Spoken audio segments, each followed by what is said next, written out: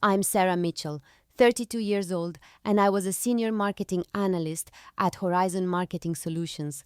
My coworker Derek spread a vicious lie around the entire office that I was getting evicted from my apartment because I couldn't pay rent. He smirked as he watched my reputation crumble, as colleagues whispered behind my back as I became the office charity case. What Derek didn't know was that the same week he was humiliating me, I closed on purchasing a 12-unit apartment complex in our neighborhood. And guess who lived in Unit 7? Before I continue the story, please subscribe. I need to reach 1,000 subscribers so I can keep bringing you stories like this every day. It's just one click for you, but it means a lot to me. I joined Horizon Marketing Solutions 5 years ago when the marketing department was just 3 people crammed into a converted storage room. The company was growing fast, and they needed someone who could build campaigns from scratch, someone who wasn't afraid to work late and push creative boundaries. That was me. I poured everything into that job. I'm talking 12-hour days, weekends spent analyzing data, midnight brainstorming sessions that led to campaigns that tripled our client engagement rates. Within 2 years, our department expanded to 7 people. By year 4, we were 15 strong with a corner office suite and a reputation as the creative engine of the company. I'd mentored half the team myself, developed our entire social media strategy, and landed 3 major accounts that became the company's backbone. I never did it for recognition. I did it because I genuinely loved the work, loved seeing ideas transform into results, loved being part of something I helped build. Then Derek Brennan got promoted to team lead. Derek had been with the company for 3 years, hired into a mid-level position thanks to some connection his uncle had with upper management. His work was fine, just fine, not terrible, not exceptional. He had a talent for being in the right meetings, saying the right things to the right executives, and somehow his name ended up on project summaries even when he'd contributed maybe 10% of the actual work. I remember the day they announced his promotion. I was genuinely happy for him at first. I thought maybe he'd earned it through skills I hadn't noticed, but within weeks, I started seeing the signs. The way his jaw tightened when executives praised my campaigns, how he'd interrupt me in meetings to rephrase my exact idea as if he'd thought of it first, the subtle comments about how some people were too focused on the work and not enough on strategic visibility. I brushed it off. I thought I was being paranoid. I wasn't. What nobody at work knew was that I'd been building a real estate portfolio for the past 3 years. It started small. I'd always been good with money, lived below my means, saved aggressively. While my co-workers were leasing luxury cars and taking elaborate vacations, they'd finance on credit cards. I was maxing out my retirement accounts and studying real estate investment forums late at night. My first property was a small 2-bedroom condo in a neighborhood that was just starting to gentrify. I house-hacked it, renting out the 2nd bedroom to cover most of my mortgage while I lived there for a year. Then I moved out, rented both rooms, and bought my 2nd property. Same strategy. Within 3 years, I owned 3 rental properties that generated enough passive income to cover my own rent, plus give me a comfortable cushion every month. I kept this completely private from everyone at work, not because I was ashamed, but because I'd learned that money changes how people see you. Suddenly, you're not a colleague anymore. You're either someone to resent or someone to hit up for loans. I'd seen it happen to others, so I kept my head down, lived modestly, and let people assume I was just another corporate employee living paycheck to paycheck. 6 months before everything exploded with Derek, a 12-unit apartment complex came on the market in our neighborhood. It was listed below market value because the owner was an elderly man who'd moved to assisted living and just wanted out. The building needed work, cosmetic mostly, but it had incredible bones and sat in a location that was rapidly appreciating. I toured it 3 times. I ran the numbers obsessively. The monthly rental income would be substantial, and with some strategic renovations, I could increase the value significantly within 2 years. I got pre-approved for the loan, started negotiations, and began the inspection process. The whole thing felt surreal. This wasn't just another rental property. This was the deal that would set me up for real financial independence. I could eventually leave corporate life entirely if I wanted to. I kept it quiet, told no one at work, and certainly never imagined that one of my future tenants was sitting 3 desks away from me, already planning my humiliation. It happened on a Tuesday morning in March. I just grabbed my mail the night before, and mixed in with the usual junk was a standard lease renewal notice from my apartment complex. Nothing alarming, just the typical letter they send 90 days before your lease expires asking if you plan to renew, and listing the updated rent amount. I'd tossed it in my work bag, meaning to review it later, then forgot about it completely. That morning, Derek called an impromptu team meeting in the conference room. I rushed in with my coffee and bag, dumping everything on the table to pull out my laptop. The lease notice slipped out onto the table face up. I didn't think anything of it. We launched into Derek's agenda, some tedious discussion about rebranding our email templates, and I was taking notes when I noticed Derek had gone quiet. He was staring at the envelope on the table next to my laptop. His eyes were scanning the visible text.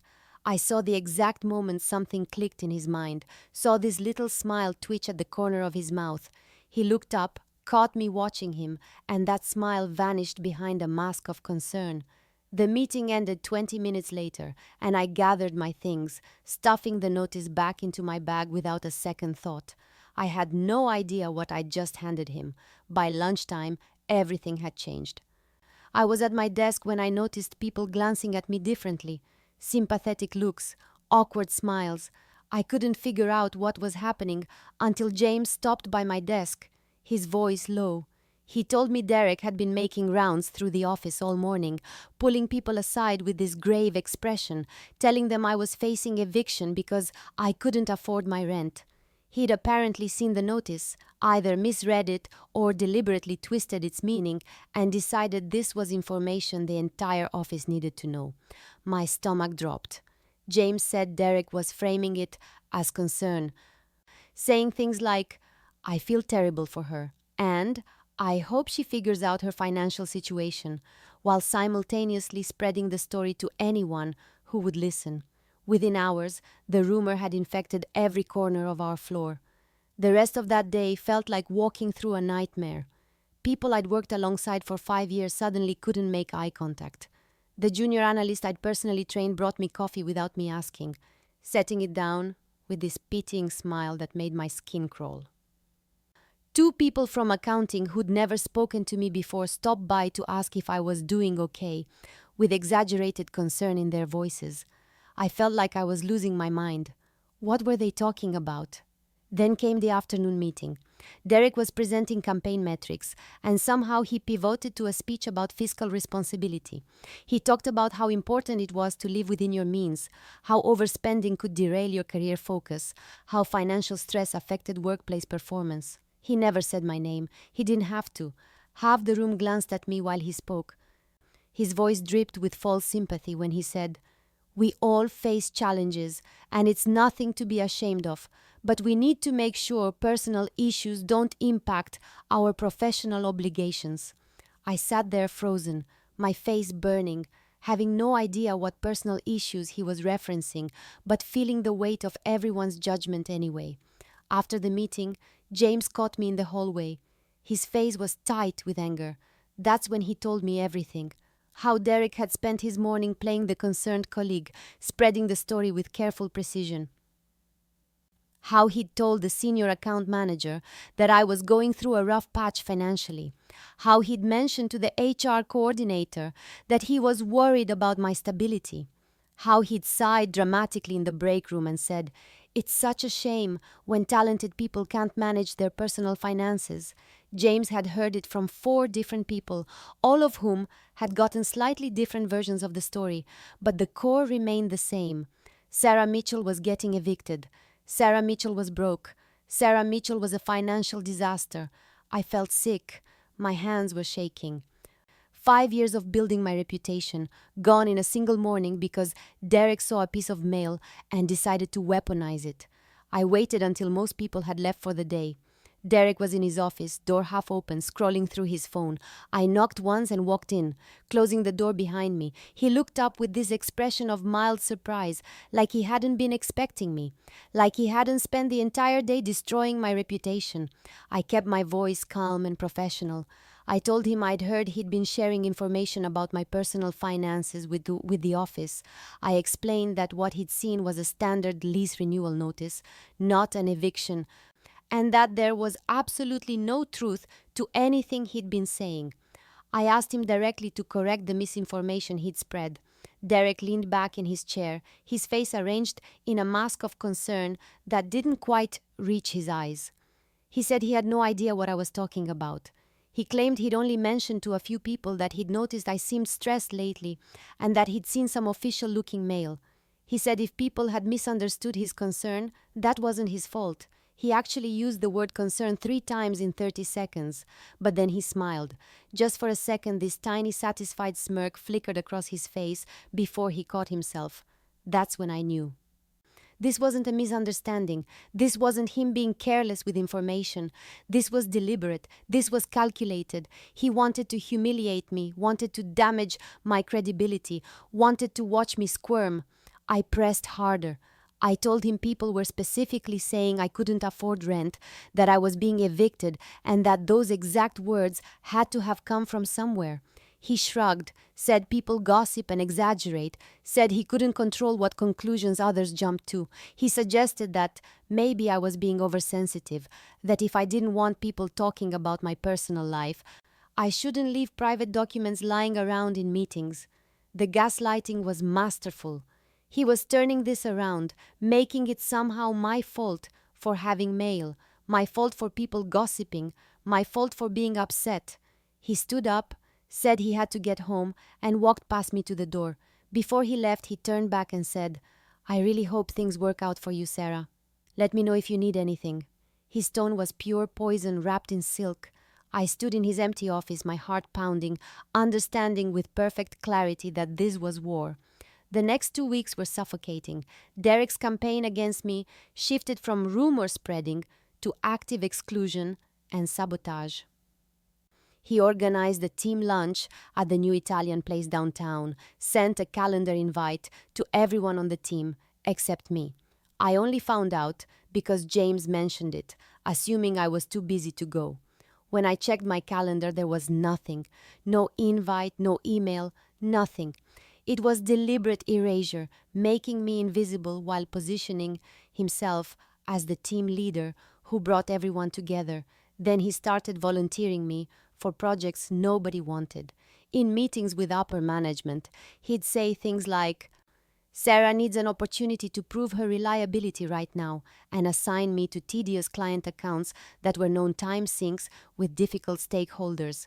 He framed it as generosity, as giving me chances to shine, but everyone understood the subtext. These were punishment projects, the kind you gave to people you were building a case against. The worst part was how he poisoned the well with executives. I'd overhear fragments of conversations where he'd sigh and mention my personal struggles. He'd tell the chief marketing officer that he was trying to be supportive during Sarah's difficult time, but was concerned about bandwidth. He never specified what difficult time. He didn't need to. The rumor had done its work. My actual performance remained flawless. I hit every deadline, exceeded every metric, delivered campaigns that outperformed projections. But none of it mattered anymore. People had made up their minds about me. I was the tragic figure, the cautionary tale, the talented employee whose personal life was falling apart. I saw it in how the CMO started double-checking my work unnecessarily, in how I was suddenly excluded from strategic planning meetings I'd always attended, in how my ideas were met with polite nods instead of enthusiasm. Derek had successfully reframed my competence as desperation, my dedication as compensation for instability. I'd arrive early and stay late, not because I'd always done that, but because now people saw it as proof I was struggling to keep up. The narrative had shifted, and I was drowning in it. Every night, I'd drive home exhausted, not from the work, but from the constant psychological warfare, and every night, I'd review the progress on my apartment complex deal, counting down the days until closing. Derek had no idea what was coming. I needed perspective from someone who understood the company's dynamics but wasn't caught in the current drama. Lisa Chen had been my department head until 18 months ago when she'd been recruited to lead marketing at a competitor. She'd been an incredible mentor, someone who'd championed my work and pushed me to take on bigger challenges. If anyone would give me honest advice, it was Lisa. I called her on a Thursday evening, and within 5 minutes of explaining the situation, I started crying. Not delicate tears, but the ugly, exhausted kind that comes from weeks of holding everything together. Lisa listened without interrupting, then said something that changed everything. She told me Derek had pulled similar stunts before, back when she was still there. He'd started a rumor that a junior designer was job hunting because he'd seen her updating her LinkedIn profile. He'd implied that a copywriter's sick days were actually hangovers. He operated through insinuation and plausible deniability, always positioning himself as concerned while systematically destroying people he perceived as threats. Lisa said she'd tried to address it through proper channels, but Derek was too careful, too politically connected. By the time she left, she'd warned HR about him, but nothing had stuck. Hearing this was both validating and infuriating. I wasn't crazy. I wasn't oversensitive. This was his pattern. Lisa's advice was clinical and strategic. She told me to start documenting everything immediately. Every conversation, every meeting where he undermined me, every witness to his behavior. Save emails, screenshot messages, note dates and times. Build an ironclad case. But then she said something that shifted my entire mindset. Sarah, don't just survive this. Position yourself to win. Derek thinks he's winning because you're reacting. Stop reacting. Start planning. You're smarter than him. You're better at this job than him. And from what you've told me about your real estate investments, you're building something he can't even imagine. Use that. Be patient. Document everything. And when the moment comes, make sure you're not just defending yourself, you're demonstrating exactly who you are and who he is. I hung up that call with clarity I hadn't felt in weeks. This wasn't about surviving Derek's attacks anymore. This was about strategically positioning myself for the moment when everything would come to light. And that moment was closer than Derek could possibly know. I started that night. I created a password-protected document on my personal laptop and began reconstructing everything from the moment Derek saw that lease renewal notice. I wrote down dates, times, who was present, exact quotes when I could remember them.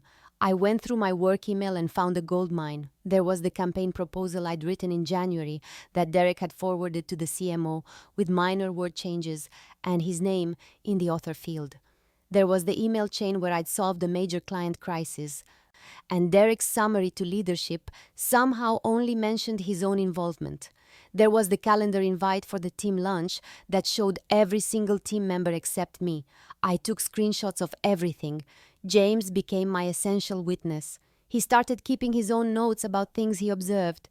The time Derek interrupted my presentation to rephrase my strategy as his own idea. The conversation where Derek told the sales director I was distracted by personal issues when I'd just delivered a flawless quarterly report. The meeting where Derek assigned me to the problem client everyone avoided, specifically mentioning my need to rebuild credibility. James would text me after these incidents with details I might have missed. He was risking his own standing to help me, and I never forgot that. Meanwhile, the apartment complex deal was moving forward. I'd passed inspection with only minor issues flagged. The appraisal came back strong. My financing was approved. I was 2 weeks from closing, and the excitement of it was the only thing keeping me sane during the daily workplace torture. I'd look at the property documents during lunch, reviewing tenant leases, planning renovations, calculating projected income. That's when I first noticed the name on the lease for Unit 7, Derek Brennan. I'd seen it during my initial due diligence but hadn't made the connection because I was focused on the numbers, not the individual tenants. Now it jumped off the page like a neon sign. Derek lived in the building I was about to own. Derek, who was systematically destroying my reputation, who smirked while spreading lies about my finances, who thought I was some struggling employee barely keeping my head above water. He was about to become my tenant. The irony was so perfect it almost felt scripted. I saved that lease in a special folder and smiled for the first time in weeks. The Riverside Apartments sat on a tree-lined street just 15 minutes from downtown. A classic brick building from the 1970s with good bones and terrible management. The owner, a 78-year-old man named Harold, had inherited it from his father and run it successfully for decades. But after his wife died and his health declined, he'd moved to Arizona and hired a property management company that did the bare minimum. The result was a building with massive potential that had been slowly declining. Deferred maintenance, minimal tenant communication, and rent that hadn't increased in years despite the neighborhood's rapid appreciation. Harold just wanted out. He wanted to sell quickly, didn't want to deal with repairs or negotiations, just wanted to close and move on with his retirement. That's where I came in. My offer was fair but not the highest. What set me apart was my willingness to close fast and take the building as is. I'd done my homework. The inspection revealed cosmetic issues mostly. Outdated kitchens, bathrooms that needed refreshing, common areas that looked stuck in 2005. But the roof was solid. The foundation was sound. The plumbing and electrical were functional, if outdated. I could renovate units gradually as leases turned over, increasing rent to market rates while improving tenant satisfaction. The numbers were beautiful. Current rental income covered the mortgage with a small cushion. After strategic renovations, I could increase revenue by 30 to 40% within 2 years. The location alone made it a goldmine. 3 new restaurants had opened within walking distance in the past year. A boutique hotel was under construction 2 blocks away, and young professionals were flooding the neighborhood. I'd been approved for an investment property loan that required 25% down. It would drain most of my liquid savings, but the cash flow would rebuild that within a year. This was the deal I'd been working toward for 3 years. When I reviewed the existing tenant leases during due diligence, I'd noted the names, but hadn't paid much attention. Standard background checks had been done by the previous management company. Rent payment histories were documented. Lease terms were clear. Unit 7 was occupied by a Derek Brennan who'd moved in 6 months prior. I hadn't connected it to my coworker Derek until that moment in my documentation process, when his name on my screen suddenly clicked. I pulled up the lease file and confirmed it. Same birth date, same employer listed on the rental application. My Derek. And according to the payment history, he'd been late on rent 3 times in 6 months. Monday morning, I sat in the title company office and signed what felt like 100 documents. My hand cramped by the end, but when the closing agent handed me the keys to 12 units, including Unit 7, I felt a surge of power I'd never experienced before. The Riverside Apartments was mine. The previous property management company had handled everything remotely. Tenants paid rent through an online portal. Maintenance requests went through an automated system, and most residents had never even met Harold or seen anyone from the management company in person. The transition paperwork indicated that the same property management company would continue operating the building under my ownership unless I notified them otherwise, which meant Derek had no reason to know anything had changed. As far as he knew, he was still renting from some absentee landlord in Arizona who didn't care about anything except collecting rent checks. I needed to be smart about this. The last thing I wanted was to give Derek ammunition to claim I was harassing him or abusing my position. So I called my friend Rachel, who'd just made partner at a real estate law firm. I took her to lunch and laid out the entire situation. Rachel listened carefully, asked pointed questions, and then gave me the framework I needed. She explained that as long as I followed all landlord-tenant laws precisely, treated Derek exactly like any other tenant, and documented everything professionally, I was completely within my rights. She suggested I review his lease thoroughly, document any existing violations through the property management records, and proceed with standard business practices. Personal feelings couldn't enter into it. This had to be completely above board. Rachel helped me draft a letter to all tenants, introducing myself as the new owner. Professional, friendly, standard business communication. She also helped me review the existing tenant files. That's when the details about Derek's tenancy became even more interesting. 3 late rent payments in 6 months, documented noise complaints from the unit below his about loud music after 11 at night, and a violation notice from 2 months ago about him subletting his assigned parking space to someone outside the building without permission, all documented by the previous management company, all legitimate lease violations that had nothing to do with our workplace conflict. I had everything I needed. Now I just had to wait for the perfect moment to let Derek discover who his new landlord was. I spent that evening going through Derek's tenant file with the thoroughness I'd applied to every successful campaign I'd ever built. The previous property management company had kept meticulous records, and what I found was damning. Derek had moved into Unit 7 on September 15th of the previous year. His lease was standard, 12 months with clear terms about rent payment deadlines, noise ordinances, parking assignments, and subletting restrictions. Within the first month, he'd been 5 days late on rent. The second month, 8 days late. December was on time, probably because of holiday bonuses. January, 6 days late. The pattern continued. Each time, the management company had assessed the late fee specified in the lease, and each time Derek had paid it without apparent concern. But consistent late payments were documented evidence of lease violations, regardless of whether the fees were eventually paid. Then there were the noise complaints, 3 separate incidents documented between November and February.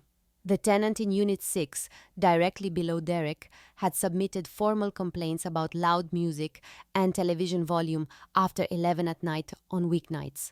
The management company had sent Derek warning notices each time. He'd responded to the first one with an apology. The second and third went unanswered. The parking situation was even more clear-cut. Each unit came with 1 assigned parking space. Derek's was space 7. In January, another tenant had complained that an unfamiliar car with an Uber sticker was consistently parked in visitor parking overnight, and they'd seen the driver going to and from Derek's unit.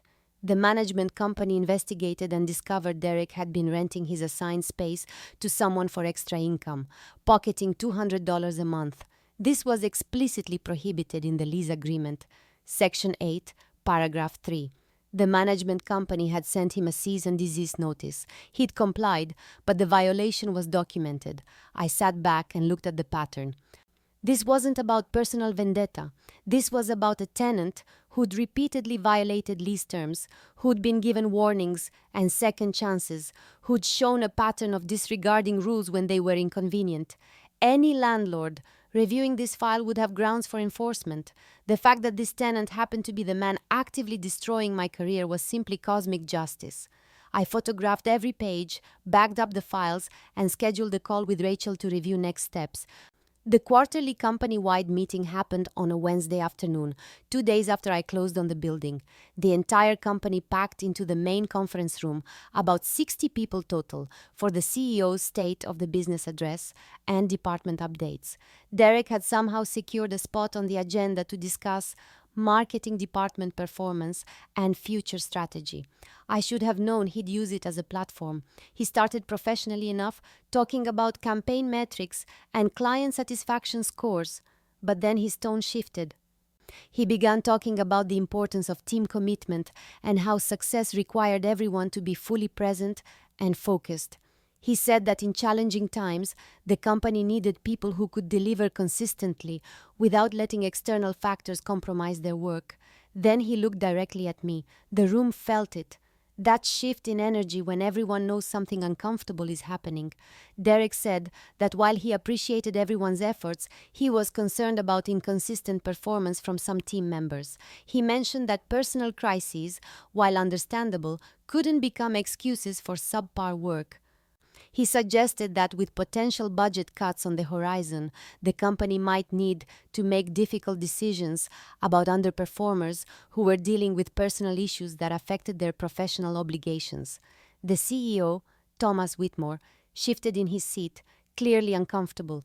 He asked Derek if there were specific performance issues that should be addressed through proper channels rather than in a company-wide forum. Derek backtracked smoothly, said he was speaking generally about maintaining standards, not targeting anyone specifically. But the damage was done. Every person in that room knew exactly who he meant. I sat 3 rows back, my spine straight, my expression neutral. I didn't fidget. I didn't react. I didn't give him the satisfaction of seeing me rattled. Inside, my heart was pounding with rage, but outside I looked calm, professional, maybe even slightly bored. James, sitting next to me, was typing furiously on his phone, documenting every word. After the meeting, several coworkers approached me with awkward sympathy. I thanked them gracefully and went back to my desk. I opened my documentation file and added every detail of what had just happened. The date, the time, Derek's exact words as close as I could remember them, the witnesses present, the CEO's visible discomfort. Then I sent Derek's tenant file to Rachel with a simple message. It's time. Rachel helped me draft the letter that evening. It was completely standard, the kind of communication any new property owner would send to their tenants. Professional letterhead with my name and the building's management information. It introduced me as the new owner of Riverside Apartments, expressed my commitment to maintaining a well-managed property, and provided updated contact information for maintenance requests and general inquiries. It mentioned that the existing property management company would continue handling day-to-day operations, but that I would be taking a more hands-on approach to ensure tenant satisfaction and building improvements. The letter went out by certified mail to all 12 units on Thursday afternoon. I knew Derek would receive it Friday or Saturday. I didn't have to wait long for confirmation. Monday morning, James appeared at my desk before I'd even finished my coffee. His eyes were wide, and he was trying not to smile. He told me Derek had walked in that morning looking like he'd seen a ghost. Pale, distracted, kept staring at his phone. Someone had asked if he was feeling okay, and he'd snapped at them, then immediately apologized and claimed he hadn't slept well. James said he'd watched Derek open and close his email about 15 times in the first hour, like he was checking to see if something had changed. During the morning stand-up meeting, Derek stumbled over his words twice, something he never did. He was always polished, always in control of the narrative. But today, his usual confidence was cracked. I watched him throughout the day. He kept glancing at me with this expression I couldn't quite read. Confusion, maybe. Calculation. He was trying to figure out if I knew. Trying to determine if the timing was coincidence or something more deliberate. He attempted to act normal, gave his usual updates in meetings, made his typical suggestions, but there was a tremor underneath it all, a hesitation that hadn't been there before. During lunch, I saw him step outside to make a phone call. Through the window, I watched his free hand gesture emphatically, his face tight with frustration. When he came back inside, he walked past my desk without his usual smirk or condescending nod. He didn't look at me at all. The power dynamic had shifted, and we both felt it. He just didn't know yet how much worse it was going to get for him. By Tuesday, Derek's strategy had crystallized. He was going to try to fix things. He stopped by my desk mid-morning with coffee, the expensive kind from the shop 2 blocks away. He set it down with a smile that didn't reach his eyes and said he'd noticed I liked vanilla lattes. He complimented the analytics report I'd submitted, said it was excellent work. Really insightful. He suggested we should collaborate more closely on upcoming campaigns, that he valued my strategic thinking and wanted to make sure I felt included in the team's direction. The abrupt shift was almost comical. This was the same man who'd spent weeks destroying my reputation, who'd publicly humiliated me 3 days ago in a company-wide meeting, who'd stolen my work and suggested I needed a performance improvement plan. Now, he was bringing me coffee and compliments. I accepted the coffee with a polite thank you. I responded to his compliments with professional courtesy. When he suggested collaboration, I said I was always happy to contribute to team success. My tone was perfectly cordial and completely impenetrable. I gave him nothing to work with, no warmth, no indication that his sudden friendliness had changed anything between us. He lingered at my desk, clearly wanting more, some sign that his damage control was working. I turned back to my computer and continued working. He eventually walked away. That afternoon, I sent the letter. Rachel had reviewed it 3 times to ensure it was legally sound and professionally appropriate. It was addressed to Derek Brennan, tenant, Unit 7, Riverside Apartments. The letter formally notified him of multiple lease violations documented by the previous management. It detailed 3 instances of late rent payment with specific dates, 3 noise complaints from neighboring tenants with dates and descriptions, and 1 instance of unauthorized subletting of assigned parking space in violation of lease, Section 8, Paragraph 3. The letter stated that these violations constituted breach of lease terms and required immediate remedy. It specified that all future rent payments must be made by the 1st of the month as stipulated in the lease, that noise levels must comply with building quiet hours, and that any unauthorized use of building amenities would result in further action. The letter concluded with a statement that failure to comply with lease terms could result in eviction proceedings in accordance with state landlord-tenant law.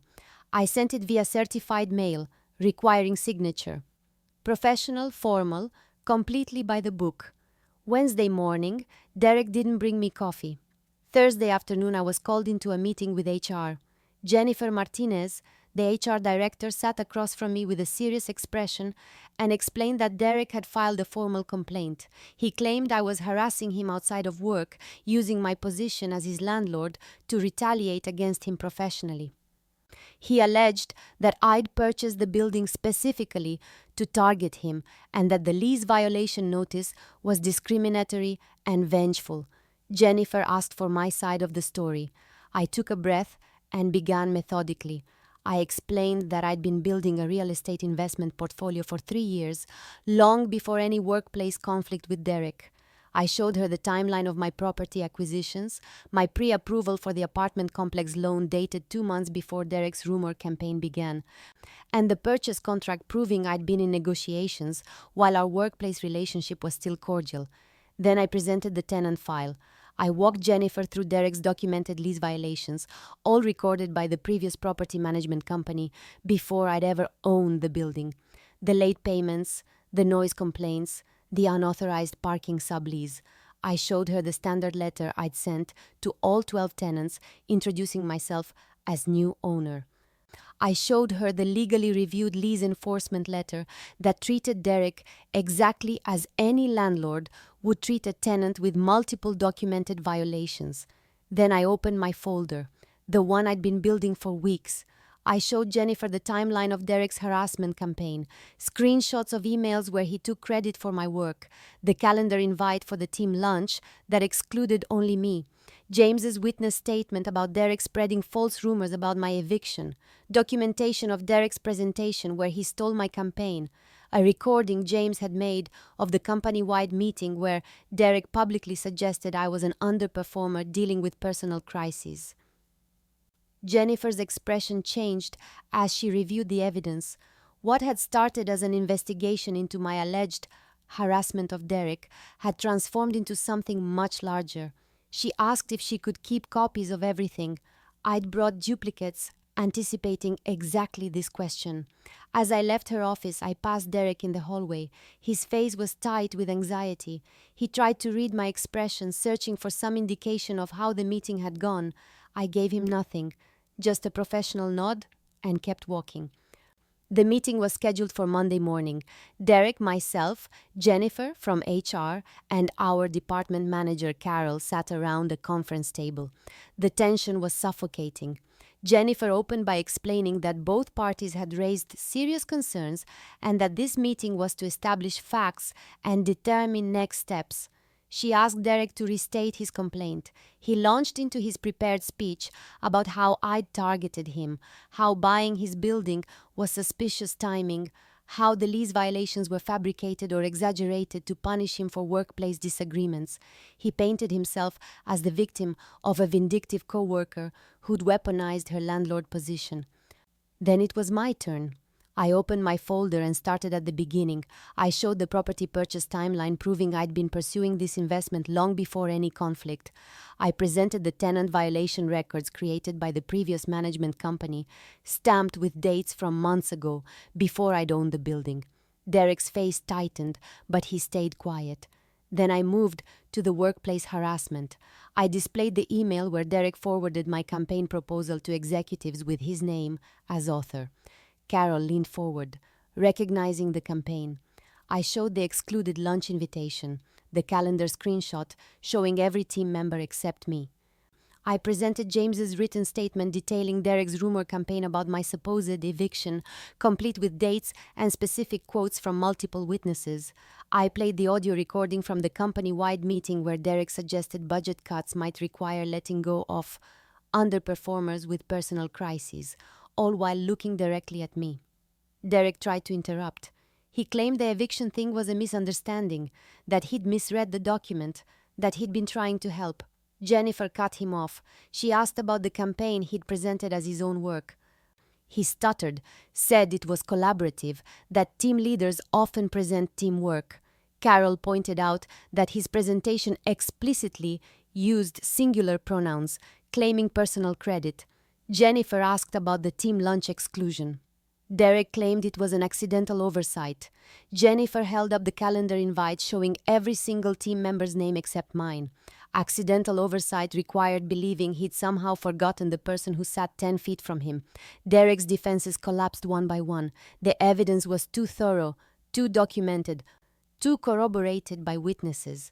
His pattern of manipulation, credit theft, and reputation destruction was undeniable. He sat there, pale and silent, as the full weight of his behavior was laid bare. Jennifer concluded the meeting by placing Derek on immediate administrative leave pending a full investigation. He was to collect his personal items from his desk, surrender his building access card, and leave the premises. The investigation would determine whether his actions constituted grounds for termination. Derek sat frozen for a moment, then stood without looking at anyone and walked out. Carol apologized to me directly. She said she should have noticed the pattern earlier, should have questioned Derek's sudden concerns about my performance when my metrics remained flawless. She promised the department would address the toxic culture he'd created. The lease situation proceeded on a completely separate track. The 2-week cure period I'd specified in the violation notice was legally required. Derek had 14 days to bring his rent current on the 1st of each month going forward, cease all noise violations, and confirm in writing that he would comply with all lease terms. If he failed to cure these violations, I would proceed with formal eviction proceedings through the appropriate legal channels. The irony ricocheted through the office within hours. The man who'd spread vicious rumors about me being evicted was now facing potential eviction himself. The man who'd suggested I couldn't manage my finances was on administrative leave while I owned his home. The man who'd painted me as an unstable underperformer had been exposed as a credit-stealing manipulator. The shift in how coworkers treated me was immediate and uncomfortable. People who'd avoided eye contact for weeks suddenly wanted to apologize, to explain that they'd never really believed the rumors, to distance themselves from Derek's narrative. Some apologies felt genuine, others felt like self-preservation. The junior analyst who'd brought me pity coffee looked mortified when she tried to explain she just wanted to be supportive. I told her I understood, that Derek had been convincing, that manipulation works because manipulators are skilled at it. I didn't want people to feel foolish. I wanted the culture to change. James was vindicated. He'd risked his standing to support me, and now everyone knew he'd been right. Carol publicly thanked him in the next team meeting for his integrity and willingness to speak truth even when it was uncomfortable. Within a week, my reputation wasn't just restored, it was elevated. People saw me differently now, not as the victim of Derek's campaign, but as someone who'd endured injustice with strategic patience and emerged stronger. The investigation took 10 days. HR interviewed 6 team members, reviewed email records, and examined project attribution going back 8 months. The findings were damning. Derek was terminated for workplace harassment, misrepresentation of work product, and creating a hostile work environment. His severance was minimal, limited to what his contract mandated. Carol called me into her office the day after Derek's termination was announced. She told me the executive team had discussed the team lead position extensively. They wanted someone with integrity, someone who'd proven they could maintain professionalism under pressure, someone the team actually respected. They wanted me. The promotion came with a 22% salary increase, expanded responsibilities, and a clear path to director level within 2 years. My first decision as team lead was hiring James as assistant team lead. He'd demonstrated loyalty, courage, and judgment when it mattered most. The team needed people who would speak up when they saw something wrong, who wouldn't let toxic behavior fester in silence. The department culture shifted almost immediately. Without Derek's constant political maneuvering and credit theft, people started collaborating openly. Junior team members asked questions without fear of being dismissed. Ideas were evaluated on merit rather than who proposed them. The creative energy that had been suffocating under Derek's leadership came roaring back. 3 weeks after my promotion, CEO Thomas Whitmore requested a meeting. I walked into his office expecting a standard congratulations conversation. Instead, he stood up, walked around his desk, and apologized directly. He said the company had failed me by not identifying Derek's behavior sooner. He said my professionalism throughout the ordeal, my refusal to retaliate impulsively, and my meticulous documentation had set a standard for how to handle workplace injustice with integrity. He told me the executive team was implementing new accountability measures in leadership roles specifically because of what had happened. Anonymous feedback channels, more rigorous project attribution tracking, and mandatory training on workplace harassment and retaliation. Thomas said I'd made the company better by refusing to let Derek's toxicity break me. As I left his office, I realized something had fundamentally changed. I wasn't just recovering from what Derek had done. I was thriving because of how I'd chosen to respond to it. 6 months later, Derek was gone from the apartment complex. He'd struggled to cure the lease violations while unemployed, couldn't keep up with rent, and eventually gave notice that he was moving out. I heard through mutual connections that he'd found work at a small startup, a significant step down in prestige and salary. His reputation in the industry had taken a hit. People talk, word spreads about why someone leaves a company on administrative leave. Meanwhile, my department was thriving beyond anything I'd imagined. We'd launched the campaign Derek tried to steal, the one he'd presented as his revolutionary idea. It won 2 industry awards and became a case study featured in marketing publications. Every article credited our team's collaborative approach and innovative strategy. My name was on those awards. My real estate portfolio had grown to 5 properties. The Riverside Apartments was cash flowing beautifully after strategic renovations. I'd purchased 2 more small multifamily buildings, and the passive income was approaching my corporate salary. I had options now: freedom, security, the kind of financial independence Derek had tried to mock me for supposedly lacking. Looking back, I understand now that Derek's cruelty was the catalyst for everything that followed. If he hadn't spread those lies, I might not have pursued the apartment complex with such determination. If he hadn't stolen my work, I might not have documented everything so meticulously. If he hadn't tried to destroy my reputation, I might not have discovered how strong my professional foundation really was. The lessons were clear. Integrity matters more than politics. Documentation beats manipulation. Patience is more powerful than immediate retaliation. And karma, while not always swift, has remarkable aim. Derek thought he was destroying me when he spread rumors about my eviction. Instead, he handed me the motivation to become the person who actually controlled his housing future. He thought he was winning by stealing my work. Instead, he created the evidence trail that exposed his pattern of theft. Justice doesn't always arrive when you want it, but it arrives. So let me ask you, have you ever had to deal with a toxic coworker who tried to sabotage you? How did you handle it? Drop your stories in the comments below, and if you enjoyed this story about workplace karma, hit that like button, Subscribe for more true stories about justice served, and share this with anyone who's ever dealt with a Derek in their own life.